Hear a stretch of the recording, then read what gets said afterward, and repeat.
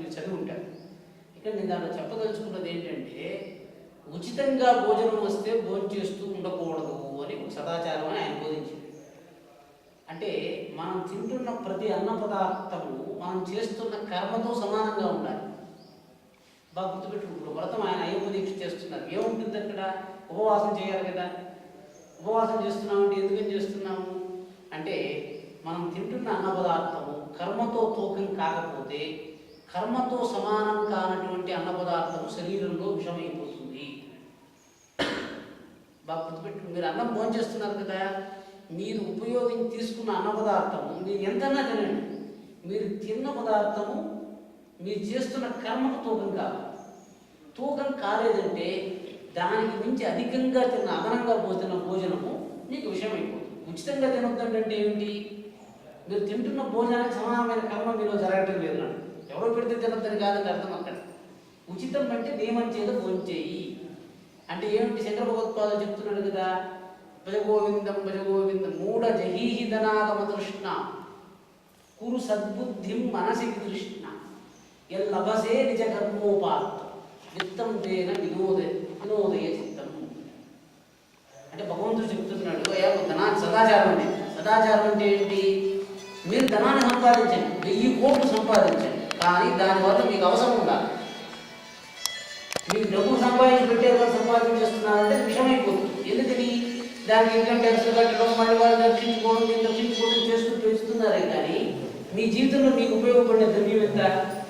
మీ దగ్గర ఉన్నటువంటి అన్న పదార్థంలో మీరు ఎంత తినగలుగుతున్నారు?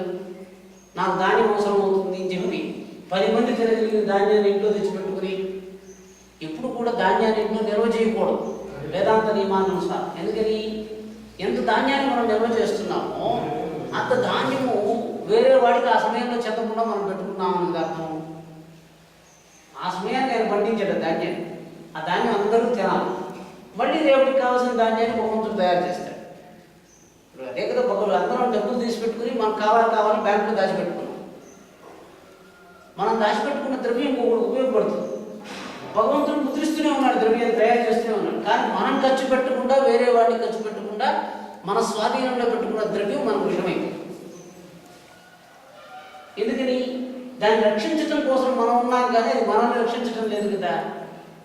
అంటే మీరు ఇట్లా చేయమని నేను చెప్పటం లేదు, అది వేదాంత ద్రవ్యం. మీకు లోక వ్యవహారం అంటే చేస్తారో మీరు యోచించండి.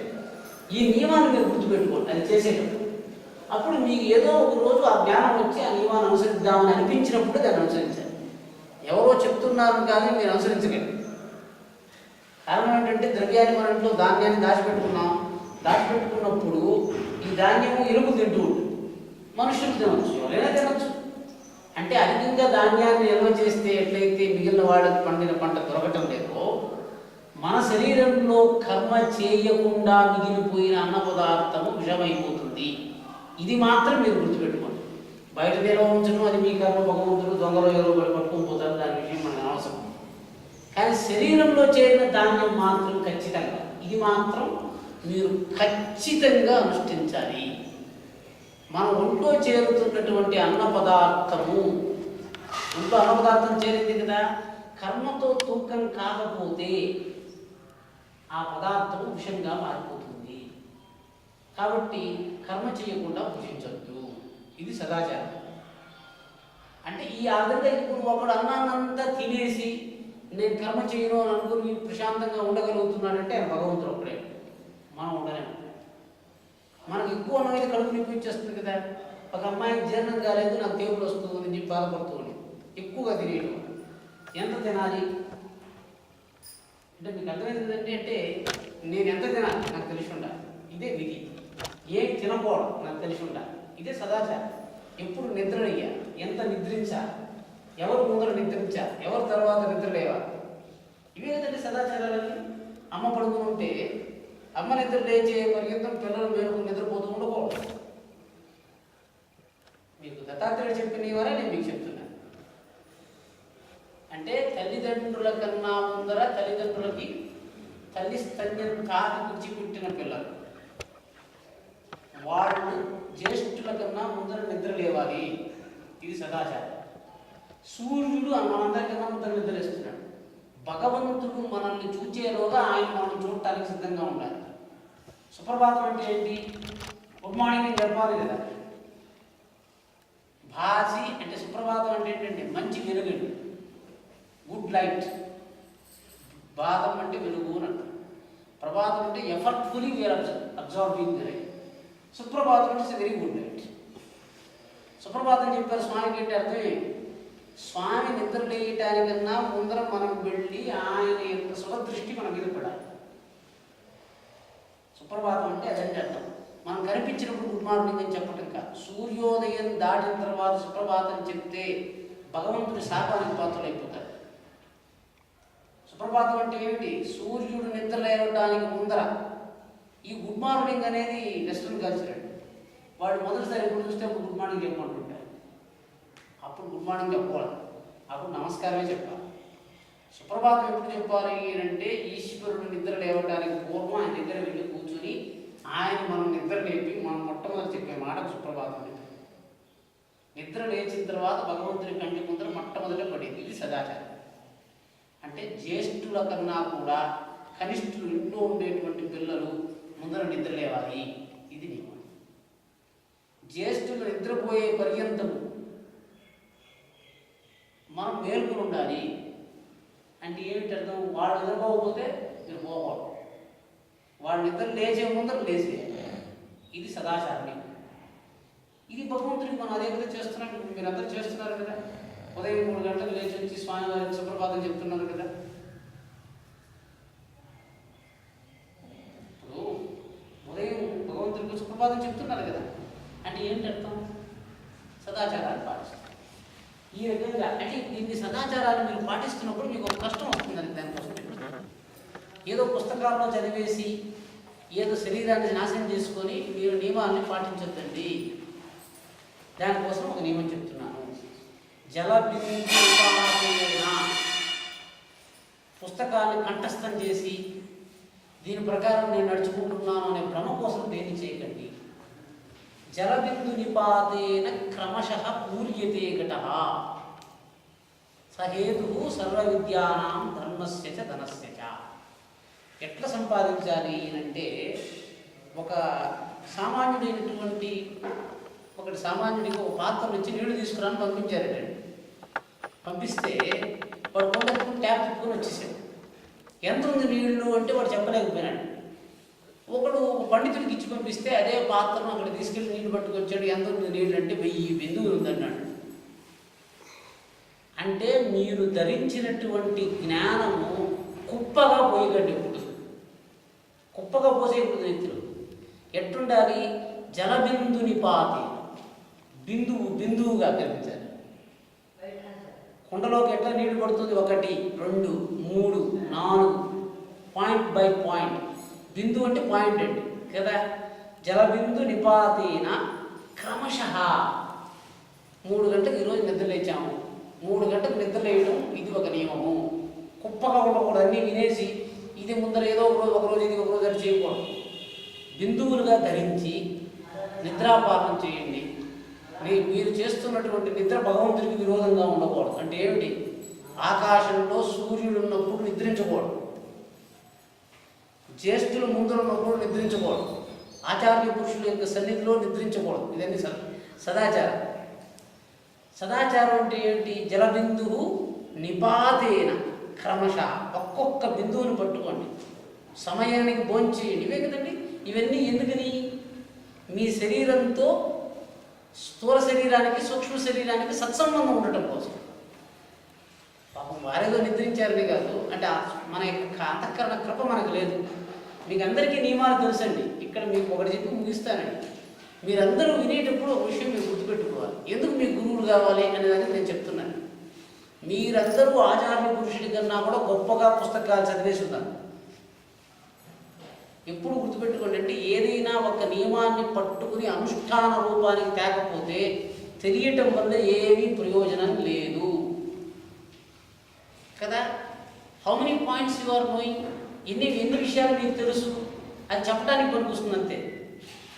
మిమ్మల్ని నిర్బంధించి అదే దుర్యోధనుడిని దుర్మార్గుడు అనుకోపోతారండి. ఎక్కడో ఒక చోట దుర్యోధనుడు అని పేరు పెట్టండి అని నన్ను ఎవరు వద్దు అని వచ్చిందండి. వాడికి దుర్యోధనుడు అని పేరు పెట్టండి అంటే ఆయన పెట్టుకోండి. అంటే ఏమి అంటే ధృతరాష్ట్రుడు తన కుమారుడికి చెడ్డ పేరు పెడతాడా? పెట్టాడు కదా. దుర్యోధనుడు గొప్ప పేరండి, కానీ దుర్యోధనుడి యొక్క లక్షణం వల్ల పేరు చెడ్డదే. ఇప్పుడు దుర్యోధనుడు ఎంత గొప్పవాడు మీకు తెలుసా? ఎంత గొప్పవాడంటే ఎవరో వెళ్ళి భీముడో విష్ణుడో ఎవరో వెళ్ళి ఆయన దగ్గరికి వెళ్ళారు. ఎందుకు ఇట్లా అధర్మంగా ప్రవర్తిస్తున్నావు అని ఏదో ధర్మనీతులు చెప్పడానికి పోయినాడంటే అప్పుడు ఆయన ఒక మాట చెప్పాడు, అది మీకు నేను గుర్తు చేసి వదిలిపెడతాను.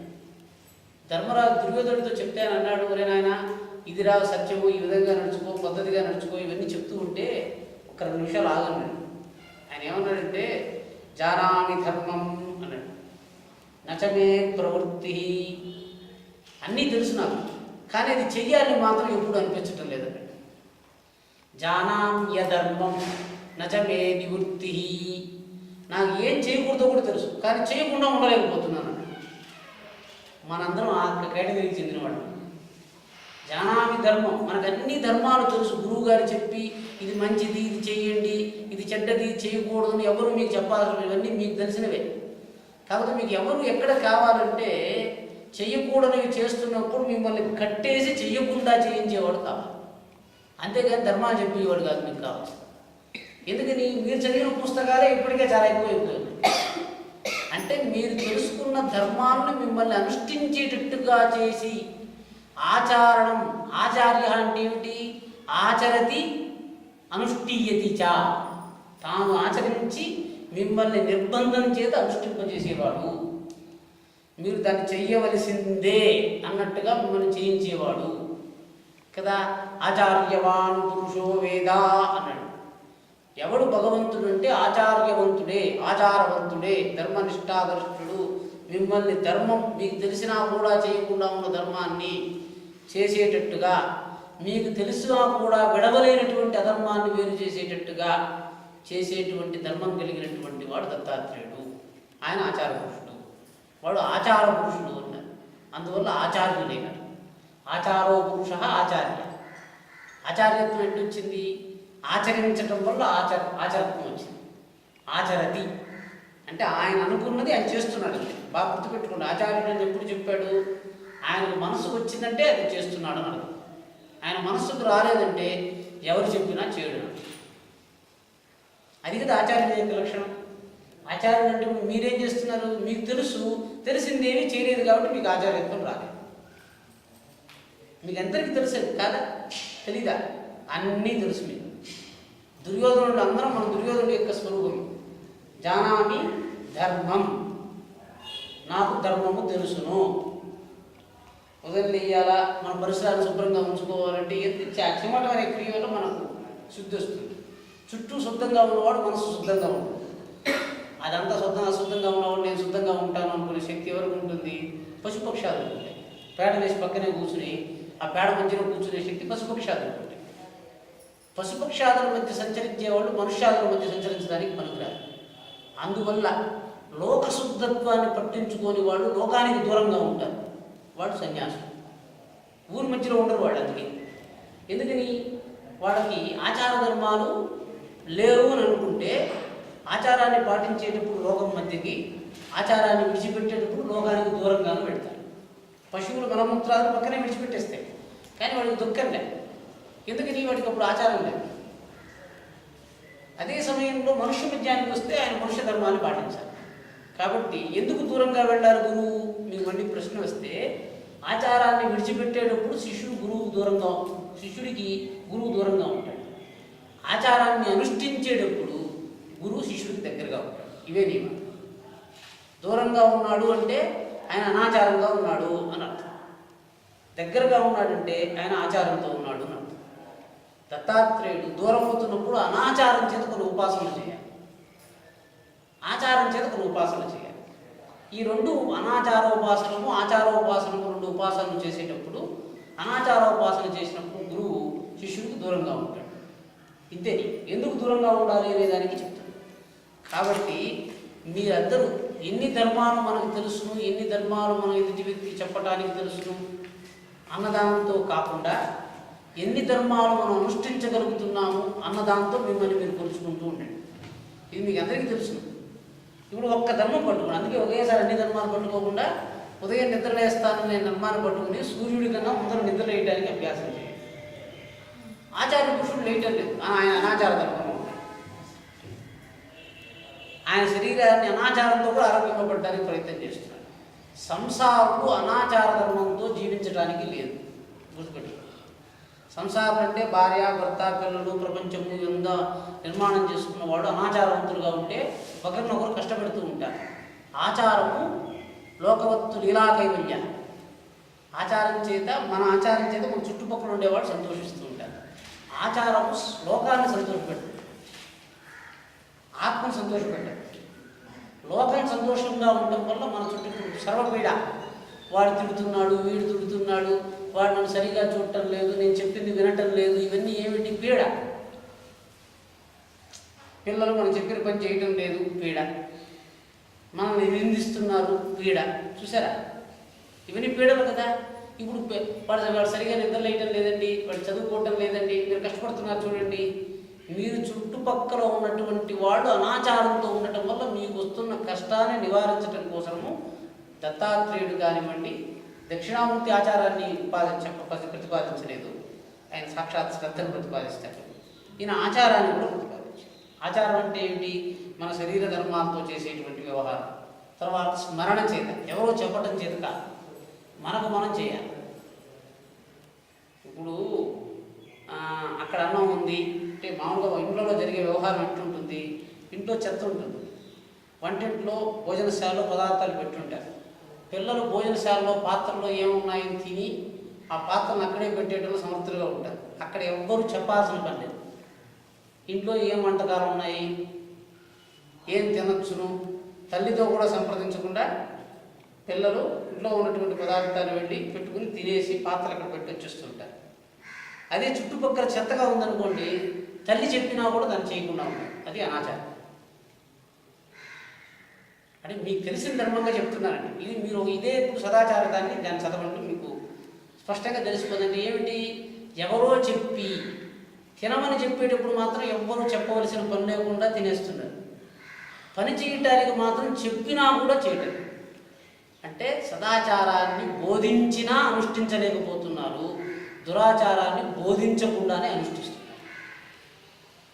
కాబట్టి పుణ్యస్య బలమిచ్చంతి పుణ్యం నేచ్చంతి మానవాః ఫలం పాపస్య నేచ్చంతి పాపం కుర్వంతి యత్నతః.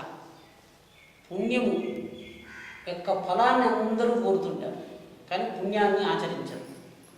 పాప ఫలాన్ని ఎవ్వరూ కోరటం లేదు, కానీ పాపాన్ని నిరంతరం చేస్తూ ఉంటారు.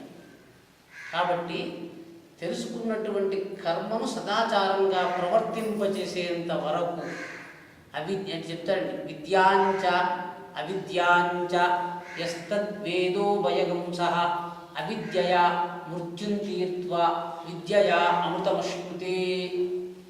ఇది ఈశావాస్యోపనిషత్తులో భగవంతుడు చెప్పిందండి. విద్యాంచ అవిద్యాంచ యస్తద్వేదో భయగంసః. చదివేటప్పుడు విద్యను తెలుసుకోవాలి, అవిద్యను తెలుసుకోవాలి. విద్య అంటే ఏంటి? ఏమి చెయ్యాలి అంటే విద్య అంటే, ఏం చేయకూడదంటే అది అవిద్య. విద్యాంచ అవిద్యాంచ యస్తద్వేదో భయగుంసః. రెండూ తెలుసుకోండి. ఎందుకని? అవిద్యయా, మీరు తప్పు చేయటం వల్ల మృత్యు వస్తుంది, ధర్మాన్ని సరిగా సృష్టించడం వల్ల అమృతత్వం వస్తుంది అన్నాడు. అధర్మం వల్ల మృత్యువు, ధర్మం వల్ల అమృతత్వము వస్తాయి. మనం అధర్మానికి ధర్మాన్ని చేర్చకూడదండి. అందువల్ల అంటే ఏంటి? చెయ్యకూడని పని చేస్తే మృత్యు వస్తుంది, చేయవలసిన పని చేస్తే మృత్యువు నుంచి రక్షింపబడదండి, అమృతత్వం వస్తుంది. ఇవి వేరువేరు, రెండు ఫంక్షన్స్ వేరువేరు. అక్కడ చంపేశాను, ఇక్కడ బతికించాను, సినిమాల్లో ఉన్నటువంటి డైలాగులతో దీన్ని పోల్చుకోకండి. ఒకటి దగ్గర అనంతమైన ధనం ఉంది, కానీ వాడికి అప్పు తీరటం లేదు. ఎందుకని? ఆ భూమిని అమ్మి ధనంగా మార్చే శక్తి వాడికి లేదు. ధనం వల్ల రుణం తీరుతుంది, ద్రవ్యం వల్ల తీరుదండి కదా. నా దగ్గర ద్రవ్యం ఉంది అని అనుకుని అప్పుని నిర్లక్ష్యం చేయకూడదు. ఎందుకని? ద్రవ్యం వేరు, ధనం వేరు. ఎంత భూమి ఉన్నా కూడా భూమి వడ్డీకి ఇవ్వదు కదా, వడ్డీ అది పెరుగుతూ ఉంటుంది, ఇది పెరగదు కదా, భూమి పెరగదు కదా. కాబట్టి ధన రుణాలని సమానంగా చూసేవాడు పాప పంకిరంలో పడిపోతాడు. రెండు సమానం కాదు. ధనము వేరు, రుణము వేరు. ఈ లెక్కలు ప్రత్యేకంగా చేయవలసింది. పాపం వేరు, పుణ్యం వేరు. పాపం చేసి ప్రాయశ్చిత్తంగా పుణ్యకర్మలు చేద్దామనే దానికి వేదం ఒప్పుకోదు. ఉదయం నేను సూర్యోదయం తర్వాత నిద్ర లేచాను కాబట్టి రాత్రి 12 గంటలకి సినిమా చూసి పడుకుంటానంటే జరగదు. లేటుగా పడుకుంటానంటే కుదరదు. సూర్యోదయానికన్నా ముందర నిద్ర లేయవలసిందే, పెద్దవాడి కన్నా తర్వాత నిద్రపోవాల్సిందే. ఇవి రెండు ఒకదానికొకటి సమానమైన నియమాలు కావు. ఈ నియమాన్ని మనం పాటిస్తే మనం సదాచారవంతులు అవుతాము. మనకన్నా అల్పుడితో మనం ఎప్పుడు పోల్చుకోకూడదు. అంటే మనం ఎప్పుడు నిష్ఫలం అయిపోతూ ఉంటామంటే సుఖాన్ని అంటే మనకు కావలసిన విధంగా మనం పోల్చుకుంటూ ఉంటాం. అట్లా పోల్చుకోకూడదు. అది కూడా సదాచారం అని చెప్పుకుంటాం. కాబట్టి మనం ఎంత వ్యవహారం చేసినా మీకు అందరూ ధర్మనిష్ఠులే. కాకపోతే మిమ్మల్ని నిర్బంధించడానికి కూడా కావాలి. కాబట్టి ఎవరు నిర్బంధించగలరు? పిల్లలే నిర్బంధించగలరు. కాబట్టి ఆచార్య పురుషుడు బాలవత్ అన్నమాట. వాడు బాలుడు. మరి అంటే ఏమిటి? అవధూతాయ నమః అని ఆయన అన్నారు కదా. ఏమిటి అవధూతాయ నమః అంటే ఏంటి? ఏంటమ్మా చెప్పారు కథ. బాలావస్థ, ఉన్మత్తావస్థ, పిశాచావస్థ అని 3 అవస్థలు ఉంటాయి. వీళ్ళు మాత్రమే మన కర్మ నిర్బంధం చేయగలరు. వేరే వాళ్ళు, అవధూతులు కానటువంటి వాళ్ళు మన కర్మల్ని శాసించలేరు. మీరు లేయవలసింది అంటే ఏదైనా వీడు చెప్తున్నాడు అనుకున్నా ఆయన పట్టించుకోడు. నేను అడగలేదు కదా ఇది నాకు చెప్తున్నాడు అనుకుంటాడండి వాడు, వినేవాడు. ఆయన పట్టించుకోడు. అవధూత మాత్రమే చెప్పగలడు. ఎందుకని? బాలావస్థ. బాలుడు మాత్రమే ఎదుటి వ్యక్తితో సంబంధం లేకుండా మాట్లాడగలడు. మనకు వాడేమనుకుంటాడో వీడేమనుకుంటాడో అంటారు ఉంటాయి కదా. బాలావస్థ అంటే ఏమిటంటే కేవలం క్రీడ అంతే. చెప్పాలంటే చెప్పేస్తాడు, చెయ్యాలంటే ఉన్మత్తావస్థ. ఎదుటి వ్యక్తి ఎంత చెప్పినా పట్టించుకోడు. ఇది ఉన్మత్తావస్థ. పిశాచావస్థ అంటే వాయురూపంగా ఉంటాడు. వాయురూపం అంటే ఇప్పుడు బాలుడా అప్పుడు వృద్ధుడా అని తెలియకుండా ఏ అవస్థలో నుంచి ఏ అవస్థకైనా క్షణకాలంలో మారిపోగలిగి ఉంటాడు. మీకు కోపం వచ్చిందనుకోండి, 2 నిమిషాల్లో కోపం వదిలిపెట్టి సంతోషంగా, మళ్ళీ 2 నిమిషాల్లో శాంతంగా, మళ్ళీ ద్వేషంగా అటు ఉండగలరండి మీరు. పిశాచావస్థ అంటే క్షణికావస్థ. పిశాచం క్షణికారూపం. క్షణకాలంలో క్షణం బాలో భూత్వా క్షణమపి యువ కామరసిక. ఒక క్షణంలో కామాన్ని పట్టుకుని ఉంటాడు, ఒక క్షణంలో బాలత్వాన్ని పట్టుకుని ఉంటాడు, ఒక క్షణంలో జ్ఞానాన్ని పట్టుకుని ఉంటాడు, వృద్ధుడైపోతాడు. ఇది పిశాచ స్థితికి లక్షణం. కాబట్టి బాల ఉన్మత్త పిశాచావస్థలను పట్టుకోవడం చేత అవస్థ. అందువల్లే ఆయన మనకు బోధించలేడు. లేకపోతే మనం చెప్తే ఎదుటి వ్యక్తి ఇప్పుడు మీరు ఎవరన్నా మీరు అందరూ చెప్పగలరండి. ఇక్కడికి వచ్చి చెప్పాలంటే ఏమిటి అడ్డం? వీళ్ళు ఏమని అనుకుంటారేమో. మీరు చెప్పగలరండి. మీరు అందరూ భాగవత ప్రవచనం చేయగలిగేంత శాస్త్రాలు చదివేస్తున్నారు, నాకు తెలుసండి ఆ విషయం. కానీ ఎక్కడ అడ్డం ఉందంటే చెప్పగలము అన్నదానికి మీకు అడ్డం వస్తున్నదండి. ఏమిటి అడ్డం వస్తుంది? బాలావస్థను పట్టుకోలేకపోతున్నాడు. చూసారంటే బాలావస్థను పట్టుకుంటేనే ఎదుటి వ్యక్తికి చెప్పగలరు. ఇప్పుడు మన పిల్లవాడికి చెప్తే వీడు వింటాడా లేదా అని అనుకుని మీరు చెప్పలేకుండా ఉంటారు. మనం చెప్తే వాడు విని తీరాలి, మన కోరికండి. అట్టగా మనం అనుకుంటున్నాం. చూడండి, ఎవరికైనా ఒకటి చెప్పామనుకోండి, వీడు నేను చెప్తే వింటాడో వినడో, ఎందుకబ్బా మనం చెప్పటం, వాడు వింటాడో తెలియదు లేదని మీకు ఎందుకండి. మీరు బాలావస్థను పట్టుకుని మీరు చెప్తూ ఉండండి అంతే. అది భగవంతుడి యొక్క ధర్మం. బాలావస్థతో చెప్పాలి. అంటే ఈ 3 పట్టుకుంటే వాడు అవధూత అవుతాడు. అవధూత అంటే లోకం కోసము వ్యవహారం లేకుండా లోకధర్మాన్ని నిర్వర్తిస్తాడు, వేరే వాడిని పట్టించుకోకూడదు. మీరందరూ కూడా అవధూతలుగా ఉండొచ్చు. కాబట్టి సంసారంలో ఉండటం వల్ల ఈ ప్రక్రియ చెప్పడం అనే ప్రక్రియ చేయలేకపోతుంది.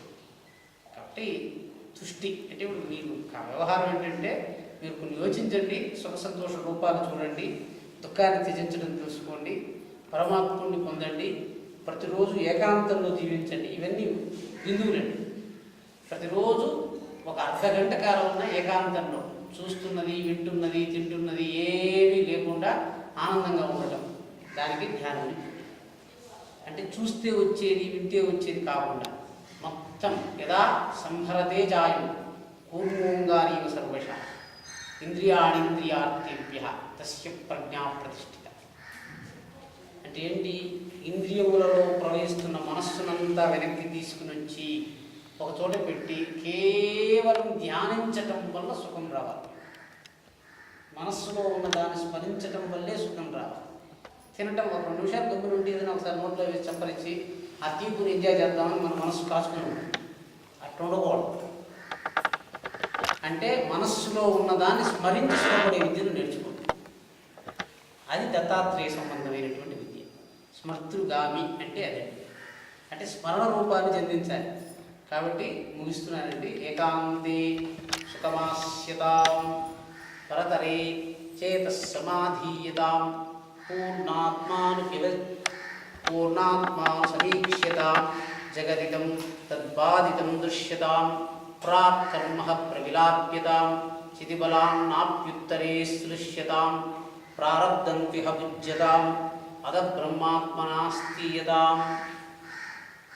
పాపం అంటే మీరు భావించినటువంటి కర్మను లోకంలో అనుష్ఠించటానికి ఉన్నటువంటి అవరోధం. గుర్తుపెట్టుకోండి. మీరు ఎవరికో ఒక ఉపదేశం చేయాలనుకున్నారంటే ఆ ఉపదేశాన్ని చెయ్యనివ్వకుండా మీకు ఒక అడ్డం వచ్చేస్తుంది. మీరు ఒక కర్మ చేయాలనుకున్నారంటే ఆ కర్మకు అడ్డం వచ్చేస్తుంది. కాబట్టి దేవతల్ని ప్రార్థించేటప్పుడు పాపక్షయం గురించి ప్రార్థించాలి. పాపక్షయం అంటే ఏమిటి? నిన్న చేయలేను అని అనుకున్న కర్మను ఈరోజు చేసేటట్టుగా ఆయన చేయగలడు. ఎందుకని? పాపక్షయం జరిగింది కాబట్టి. మీకు చెప్పాను కదా, నిన్న ఎవడో ఒకడు తప్పు చేస్తే వాడు చేశాడు, అదే పని ఎదుటి వ్యక్తికి చేయకూడదు వాడు చెప్పలేడు కదా. అదే రకంగా మనము అనుకున్న పనిని ఎదుటి వ్యక్తికి చెప్పనివ్వకుండా మనకు అయిపోతున్నదని అంటే అది మనమే చేస్తున్నామని అర్థం. ఎదుటి వ్యక్తికి ఉపదేశించలేకపోతున్నామంటే అర్థం ఏమి? అడ్డం అదే, మనమే ఆ తప్పు చేసినాం. కాబట్టి పరోపదేశ వేళాయా సర్వే భవంతి కుశలిన అంటే ఎవరికి చెప్పేటప్పుడు అందరూ బ్రహ్మజ్ఞానంతో ఉంటారు. అది మేము చేయలేదు, మేము చెప్పగలము అనేటువంటి ఉపదేశ శక్తి ఒకటి ఉండాలి. ఈ శక్తి అందుకే పాపక్షయం భగవంతుడి దగ్గర వచ్చినప్పుడు పాపక్షయాన్ని చేయండి. అంటే ఏంటి? మీరు నేనేం చేయలేకుండా ఉన్నాను అని భగవంతుడి దగ్గరికి వెళ్ళండి. ఇది నేను చేయలేకుండా ఉన్నాను అని ఆయన నివేదన చేస్తూ ఉంటే ఒకరోజు మీ యొక్క పాపాన్ని ఆయన దగ్ధం చేస్తాడు. మామూలుగా బ్రాహ్మణులందరూ ఎవరిని ఉపాసిస్తారండి? కుట్టిన విగ్రహాలను, చెక్కిన విగ్రహాలను బ్రాహ్మణులు ఉపాసించరండి. ఎవరిని ఉపాసిస్తారండి? సాక్షాత్ సూర్యుడిని ఉపాసిస్తారు. అంటే భగవంతుడికి చెప్పాలంటే విగ్రహాలు ఎక్కడ ఉంటాయి, ఎక్కడ ఉండదు మనం వెతకాల్సిన పని లేదు కదా. కాబట్టి సంధ్యను, సూర్యుడిని కూడా ఎప్పుడు సంధ్యాకాలంలో ఉపాసిస్తారు. సంధ్యకు ఉన్నటువంటి సూర్యస్వరూపానికి సావిత్రి అని పేరు. ఎట్లా ఉపాసిస్తున్నారు? సూర్యశ్చమామన్యశ్చమన్యపతయశ్చమన్యకృతేభ్యః పాపేభ్యో రక్షంతాం యద్రాత్ర్యా పాపపకార్షం మనసా వాచా హస్తాభ్యాం పద్భ్యాం ఉదరేణ శిష్ణా రాత్రిస్తదవలంబతు యత్కించ దురితం మయి ఇదమహం మాం అమృతయోనౌ సూర్యే జ్యోతిషి జుహోమి స్వాహ. ఏమిటంటే అర్థం? సేవకుడి తప్పు రాజుగారితో చెప్తూనే ఆ యొక్క పాప ప్రక్షాళన అయిపోతుంది కదా. సేవకుడు తప్పు చేశాడు, రాజుగారితో చెప్తే ఏమైపోతుంది? సరే పో అన్నాడంటే ప్రశాంతం అయిపోతారు కదా సేవకుడు. అవుతున్నారా లేదా? ఏదో ఒక తప్పు చేశాడు ఒక సేవకుడు, రాజుగారి దగ్గరికి వెళ్ళి ప్రభు నేను తప్పు చేశాను మీరు దండించండి అని చెప్పేస్తే రాజుగారు దండం విధించేస్తే నేను పవిత్రుడైపోతున్నాను. ఆ రకంగా మీరు చేస్తున్న ప్రతి పాపాన్ని సూర్యుడు ఎదురుగా నిలబడి ఉదయం నుంచి రాత్రి వరకు మనస్సు చేత ఈ తప్పు చేశాను, శరీరంతో ఈ తప్పు చేశాను, పాదాలతో ఈ తప్పు చేశాను మీరు స్మరణ చేసి ఆయనకు నివేదన చేస్తే ఆ యొక్క సూర్యాగ్నిలో అది కాలిపోతుందట. ఆయనకు తెలియదు అని మీరు అనుకుంటే మీరు తెలియదు అనుకుని అట్లే ఉండిపోతారు. ఆయనకు తెలిసిపోయినవి మీకు తెలియకుండా ఆయనకు తెలియదని మీరు అనుకున్నవి పాపంగా మారిపోతున్నారు. భగవంతుడికి తెలియదని మనకు మాత్రమే తెలుసు అనుకుని భగవంతుడికి తెలియదనుకుని భగవంతుడు